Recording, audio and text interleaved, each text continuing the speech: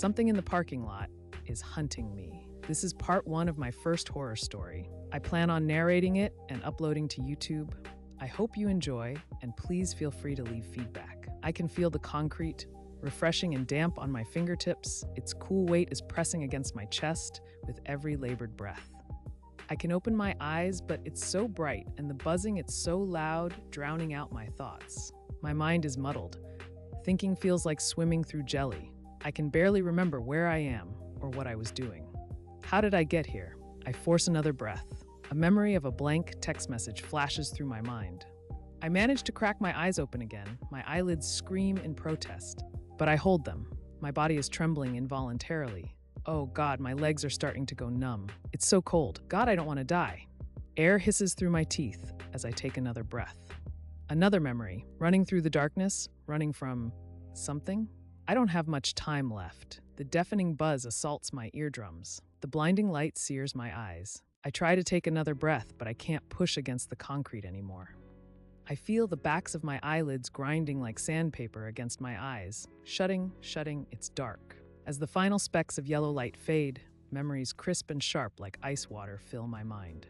I can't help but begin to remember. Today was so normal. So why is the night so bright? And why can't I move? That's right, my name. My name is Tim, an unimportant name for an unimportant person, I guess. Now, don't get me wrong. I don't say that because I have low self-esteem or anything. It's just a painfully true matter of fact. You see, I'm a secretary for a mid-sized warehouse. We mostly ship farm equipment to local hardware stores. I'm sure it sounds fine on paper, but honestly, this job's been eating away at me for years. The pay's nothing special, the office politics are draining, and my life is an endless cycle of paperwork, emails, and meetings. Some days, I can't think of anything worse than sending out the same set of auto-filled memos and canned phone calls over and over again to the same people on repeat. Every day is a reset, the same tasks, the same questions. Nothing I do makes a permanent impact. It's like a bad version of Groundhog Day without Bill Murray's comic relief. The only inconsistent thing here is what time I clock out. On good days, I finish my to-do list by 3 p.m. and go straight home. On bad days, the list still gets done by 3 p.m., but my boss decides to keep everyone around until 5 p.m. anyway. I'm not sure if he does this because some of my lazier coworkers complain when others go home early, or if he's just trying to kiss corporate ass by pretending to be productive, but it's demoralizing either way. Anyway, today was one of the bad days.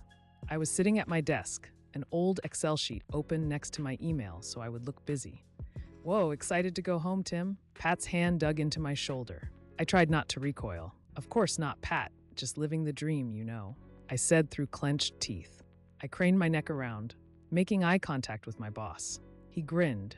The wrinkles above that disgustingly fake smile didn't reach his eyes. Right? Well, feel free to head home after you lock up. And remember, only one day until the weekend, he said. His hand lifted, followed by jingling, as a lanyard full of keys landed on my desk in a clatter. I wanted to object, but he was already gone. Of course, I would have to lock up. By the time I checked the last door, it was well after 5 p.m. The sun was well below the horizon, and my eyes were burning with exhaustion. I turned the lock in the final glass door with a click, pocketed the keys, nodded to my reflection, and turned around. Cold pinpricks danced up my spine as I looked out over the dark parking lot. Maybe it was the exhaustion, but the parking lot felt off tonight. Too empty, too still. Even the air seemed heavier, like the world was waiting for something to happen. The silhouette of my car waited menacingly at the end of the lot, like a beast crouching in the shadows. A lone pole light cast a flickering cone from the center of the lot. I took a breath and walked quickly toward my car. As I entered the cone of light halfway across, I froze, another jolting tingle, more intense than the last, freezing my body in place. The moment I stepped into the light, it had stopped flickering, as though in reaction to my presence. I craned my neck upwards, searching for an explanation in the light bulb fixture, but finding none. Except, was the light getting brighter? And now that I looked closer, the light seemed to oscillate, shifting between a sickly yellow and pale green. The shifting hues were captivating, but felt somehow more threatening than relaxing, like the rasping rhythmic breaths of a wolf standing over its prey just before it lunges for the kill. My phone buzzed. I jumped, letting out a startled yelp. It must be Pat texting me again. I sighed.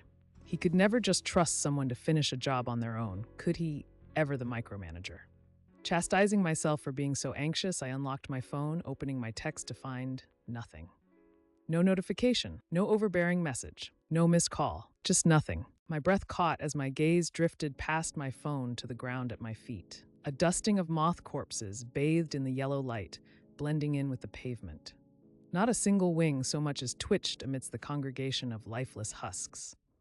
The air felt thick. I held my breath, the potential act of moving feeling like the trigger to spring a trap. This was silly. Was someone messing with me? This would be psychotic even for Pat.